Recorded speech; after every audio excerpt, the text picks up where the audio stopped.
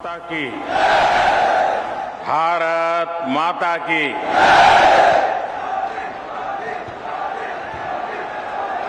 बुंदेलखंड की जहां वेद व्यास की जन्मस्थली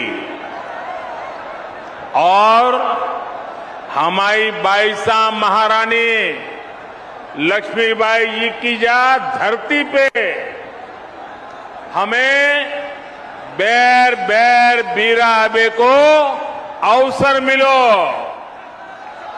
हमें बहुत ही प्रसन्नता। उत्तर प्रदेश आता जाता रहा, यूपी के आशीर्वाद से पिछले 8 साल से देश का प्रधान सेवक के रूप में कार्य करने का आप सबने जिम्मा दिया है। लेकिन मैंने हमेशा देखा था, अगर उत्तर प्रदेश में 2 महत्वपूर्ण चीजें जोड़ दी जाए, उसकी कमी को अगर पूरा कर दिया जाए, तो उत्तर प्रदेश चुनौतियों को चुनौती देने की बहुत बड़ी ताकत के साथ खड़ा हो जाएगा। पहला मुद्दा था यहां की खराब कानून व्यवस्था। जब मैं पहले की बात कर रहा हूं, क्या हाल था आप जानते हैं। और दूसरी हालत थी हर प्रकार से खराब कनेक्टिविटी। आज उत्तर प्रदेश के लोगों ने मिलकर योगी आदित्यनाथ जी के नेतृत्व में उत्तर प्रदेश की पूरी तस्वीर बदल दी है।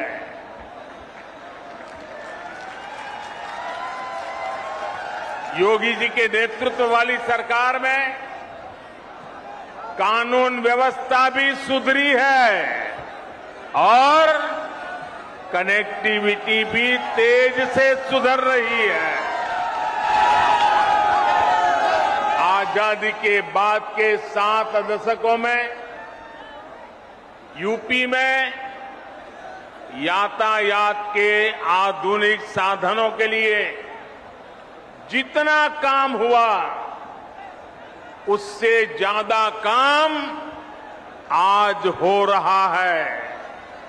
मैं आपसे पूछ रहा हूं, हो रहा है कि नहीं हो रहा है? हो रहा है कि नहीं हो रहा है? आंखों के सामने दिख रहा है कि नहीं दिख रहा है? बुंदेलखंड एक्सप्रेसवे से चित्रकूट से दिल्ली की दूरी करीब करीब 3-4 घंटे कम हुई है, लेकिन इसका लाभ इससे भी कई गुना ज्यादा है। ये एक्सप्रेसवे यहां सिर्फ वाहनों को गति देगा इतना ही नहीं है, बल्कि ये पूरे बुंदेलखंड की औद्योगिक प्रगति को भी गति देने वाला है। इसके दोनों तरफ, इस एक्सप्रेस हाईवे के दोनों तरफ अनेक उद्योग स्थापित होने वाले हैं। यहां भंडारण की सुविधाएं, कोल्ड स्टोरेज की सुविधाएं बनने वाली है। बुंदेलखंड एक्सप्रेसवे की वजह से इस क्षेत्र में कृषि आधारित उद्योग लगाने बहुत आसान हो जाएंगे। खेत में पैदा होने वाली उपज को नए बाजारों में पहुंचाना आसान होगा। बुंदेलखंड में बन रहे डिफेंस कॉरिडोर को भी इससे बहुत मदद मिलेगी। यानी ये एक्सप्रेसवे बुंदेलखंड के कोने कोने को विकास, स्वरोजगार और नए अवसरों भी जोड़ने वाला है। साथियों, एक समय था जब माना जाता था कि यातायात के आधुनिक साधनों पर पहला अधिकार सिर्फ बड़े बड़े शहरों का ही है। मुंबई हो, चेन्नई हो, कोलकाता हो, बेंगलुरु हो, हैदराबाद हो, दिल्ली हो, सब कुछ उनको ही मिले। लेकिन अब सरकार की बदली है, मिजाज भी बदला है और ये मोदी है, ये योगी है। अब उस पुरानी सोच को छोड़कर, उसे पीछे रखकर हम एक नए तरीके से आगे बढ़ रहे हैं। साल 2017 के बाद से उत्तर प्रदेश में कनेक्टिविटी के जो काम शुरू हुए, उनमें बड़े शहरों के साथ ही छोटे शहरों को भी उतनी ही प्राथमिकता दी गई है। ये बुंदेलखंड एक्सप्रेसवे चित्रकूट, बांदा, हमीरपुर, महोबा, जालौन, औरैया और इटावा से होकर गुजर रहा है। पूर्वांचल एक्सप्रेसवे लखनऊ के साथ ही बाराबंकी, अमेठी, सुल्तानपुर, अयोध्या, अंबेडकर नगर, आजमगढ़, मऊ और गाजीपुर से गुजर रहा है। गोरखपुर लिंक एक्सप्रेस अंबेडकर नगर, संत कबीर नगर और आजमगढ़ को जोड़ता है। गंगा एक्सप्रेसवे मेरठ, हापुड़, बुलंदशहर, अमरोहा, संभल, बदायूं, शाहजहांपुर, हरदोई, उन्नाव, रायबरेली, प्रतापगढ़ और प्रयागराज को जोड़ने का काम करेगा।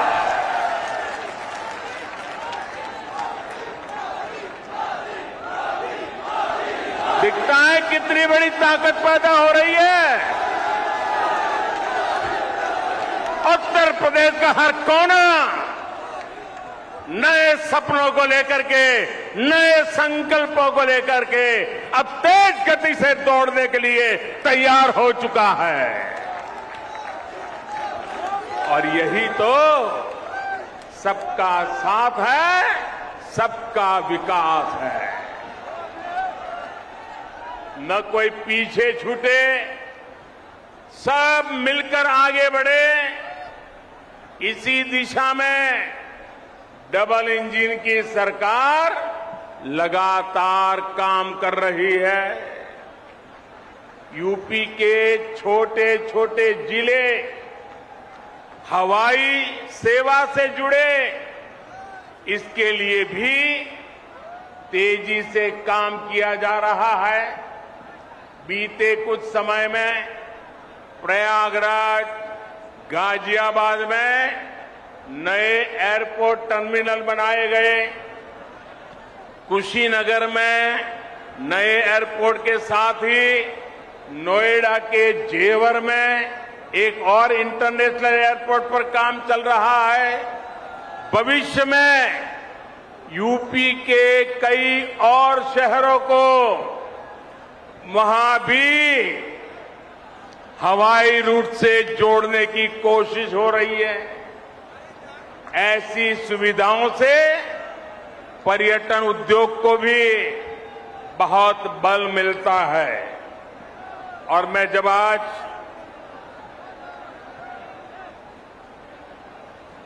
यहां मंच पर आ रहा था तो उसके पहले मैं इस बुंदेलखंड एक्सप्रेसवे का प्रेजेंटेशन देख रहा था, एक मॉड्यूल लगाया वो देख रहा था। और मैंने देखा कि इस एक्सप्रेसवे के बगल में जो जो स्थान है वहां पर कई सारे किले हैं। सिर्फ झांसी का ही किला है ऐसा नहीं, कई सारे किले हैं। आप में से जो विदेश की दुनिया जानते होंगे उनको मालूम होगा यूरोप के कई देश ऐसे हैं जहां पर किले देखने का एक बहुत बड़ा टूरिज्म उद्योग चलता है और दुनिया के लोग पुराने किले देखने के लिए आते हैं। आज बुंदेलखंड एक्सप्रेसवे बनने के बाद मैं योगी जी की सरकार को कहूंगा कि आप भी इन किलों को देखने के लिए एक शानदार टूरिज्म सर्किट बनाइए। दुनिया भर के टूरिस्ट यहां आए और मेरे बुंदेलखंड की इस ताकत को देखे। इतना ही नहीं, मैं आज योगी जी से आग्रह एक और करूंगा। आप उत्तर प्रदेश के नौजवानों के लिए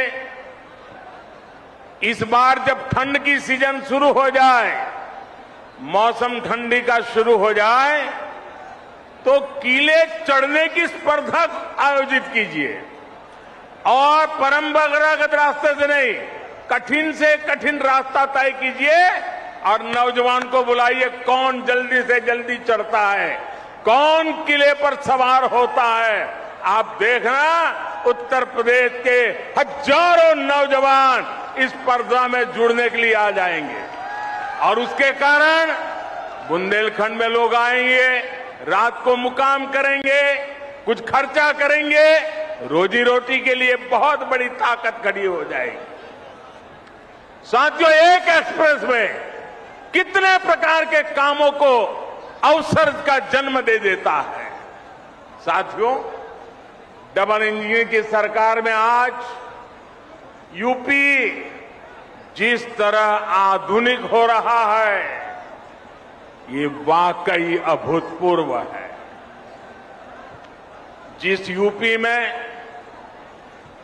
जरा याद रखना दोस्तों, मैं जो कह रहा हूं याद रखोगे? याद रखोगे? जरा हाथ ऊपर करके बताओ, याद रखोगे? पक्का याद रखोगे? बार बार लोगों को बताओगे?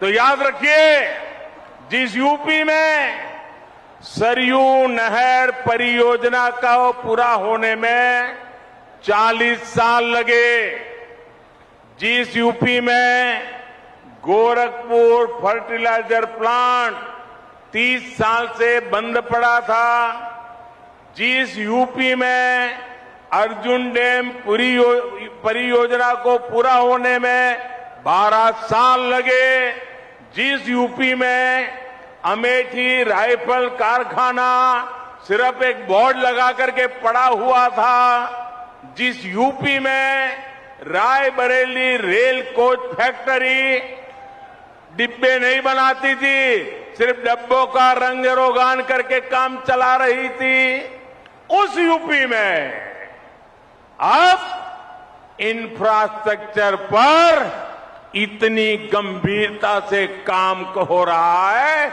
कि उसने अच्छे अच्छे राज्यों को भी पीछे छोड़ दिया है। दोस्तों, पूरे देश में अब यूपी की पहचान बदल रही है। आपको गर्व होता है कि नहीं होता है? आज यूपी का नाम रोशन हो रहा है, आपको गर्व हो रहा है कि नहीं हो रहा है? आप पूरा हिंदुस्तान यूपी के प्रति बड़े अच्छे भाव से देख रहा है, आपको आनंद हो रहा है कि नहीं हो रहा है?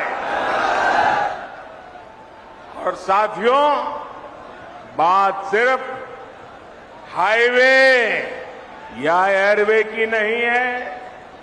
शिक्षा का क्षेत्र हो, मैन्युफैक्चरिंग का क्षेत्र हो, खेती किसानी हो, यूपी हर क्षेत्र में आगे बढ़ रहा है।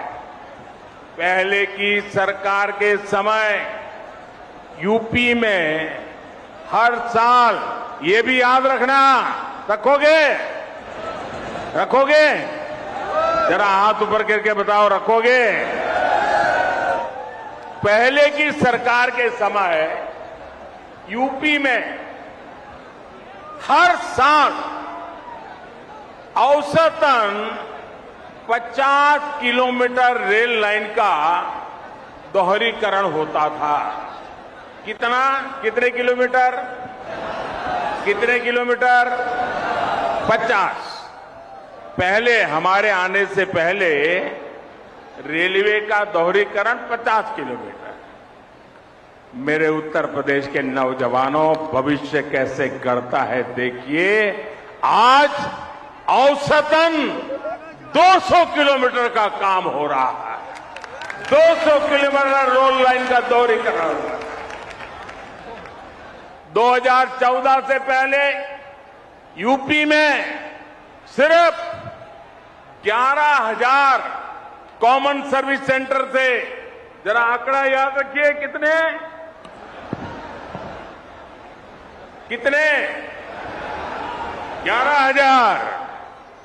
आज यूपी में 1,30,000 से ज्यादा कॉमन सर्विस सेंटर काम कर रहे हैं। ये आंकड़ा याद रखोगे? एक समय में यूपी में सिर्फ 12 मेडिकल कॉलेज हुआ करते थे। आंकड़ा याद रहा? कितने मेडिकल कॉलेज? जरा जोर से बताइए, कितने? 12 मेडिकल कॉलेज। आज यूपी में 35 से ज्यादा मेडिकल कॉलेज है और 14 नए मेडिकल कॉलेज पर काम चल रहा है। मतलब कहां 14 और कहां 50।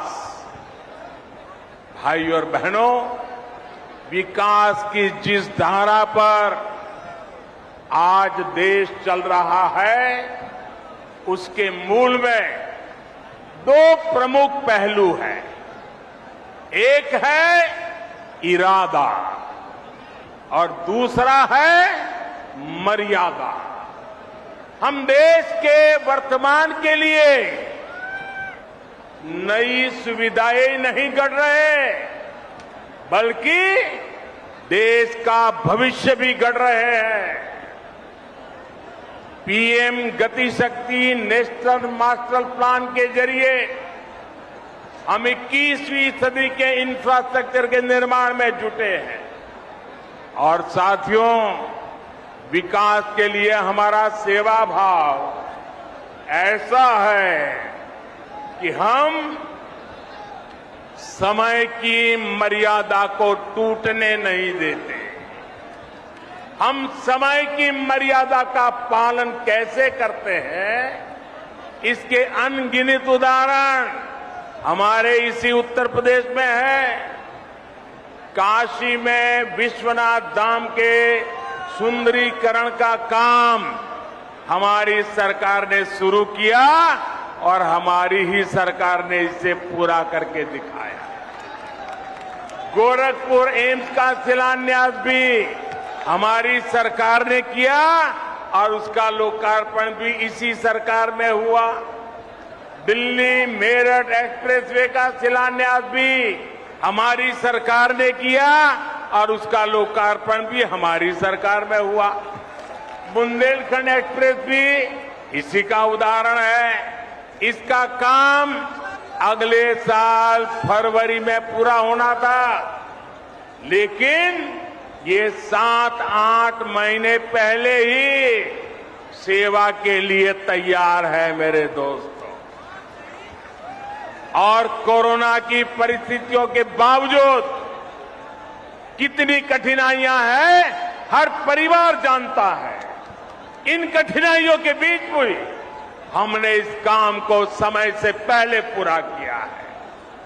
ऐसे ही काम से हर देशवासी को एहसास होता है कि जिस भावना से उसने अपना वोट दिया, उसका सही मायने में सम्मान हो रहा है, सदुपयोग हो रहा है। मैं इसके लिए योगी जी और उनकी टीम को बधाई देता हूं। साथियों, जब मैं कोई रोड का उद्घाटन करता हूं, कोई अस्पताल का उद्घाटन करता हूं, कोई कारखाने का उद्घाटन करता हूं, तो मेरे दिल में एक ही भाव होता है कि मैं जिन मतदाताओं ने ये सरकार बनाई है, उनको सम्मान देता हूं और देश के सभी मतदाताओं को सुविधा देता हूं। साथियों, आज पूरी दुनिया भारत को बहुत आशा से देख रही है। हम अपनी आजादी के 75 वर्ष का पर्व मना रहा है। अगले 25 वर्षों में भारत जिस ऊंचाई पर होगा उसका रोड मैप बना रहे हैं। और आज जब मैं बुंदेलखंड की धरती पे आया हूं, झांसी की रानी लक्ष्मीबाई के इलाके में आया हूं, यहां से इस वीर भूमि से मैं हिंदुस्तान के 6 लाख से भी ज्यादा गांव के लोगों को करबद्ध प्रार्थना करता हूं कि आज जो हम आजादी का पर्व मना रहे हैं, इसके लिए सैकड़ों वर्षों तक हमारे पूर्वजों ने लड़ाई लड़ी है, बलिदान दिए हैं, यातनाएं झेली है। जब 75 वर्ष है, हमारा दायित्व बनता है अभी से योजना बनाए। आने वाला 1 महीना 15 अगस्त तक हर गांव में अनेक कार्यक्रम हो, गांव मिलकर के याद कार्यक्रम करे, आजादी का अमृत महोत्सव मनाने की योजना बनाए, वीरों को याद करे, बलिदानियों को याद करे, स्वतंत्र सेनानियों को याद करे।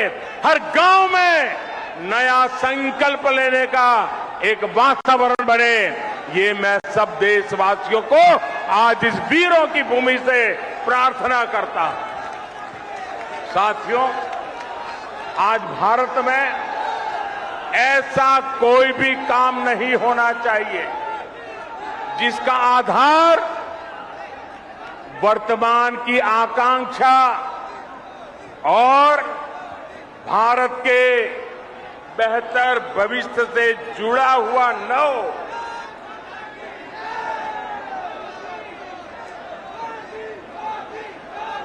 हम कोई भी फैसला लें, कोई भी निर्णय लें, कोई भी नीति बनाए, इसके पीछे सबसे बड़ी सोच यही होनी चाहिए कि इससे देश का विकास और तेज होगा।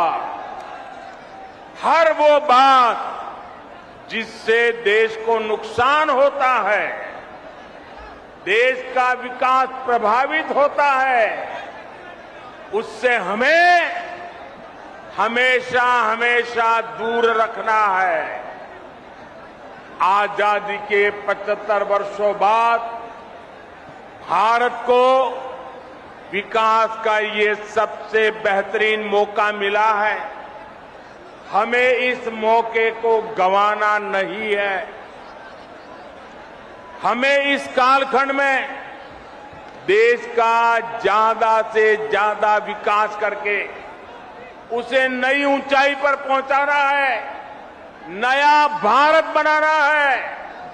साथियों, नए भारत के सामने एक ऐसी चुनौती भी है जिस पर अगर अभी ध्यान नहीं दिया गया तो भारत के युवाओं का, आज की पीढ़ी का बहुत नुकसान हो सकता है।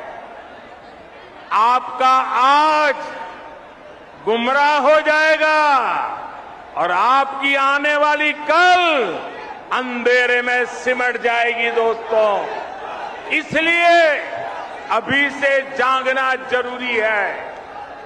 आजकल हमारे देश में मुफ्त की रेवड़ी बांटकर वोट बटोरने का कल्चर लाने की भरसक कोशिश हो रही है। नमस्कार, मैं हूं मानक गुप्ता। अगर आपको हमारा ये वीडियो पसंद आया हो तो इसे लाइक और शेयर जरूर करें और हां, हमें सब्सक्राइब और फॉलो करना ना भूलें ताकि आप देश और दुनिया की कोई खबर मिस ना करें। तो जुड़े रहिए हमारे साथ और देखते रहिए न्यूज़ 24।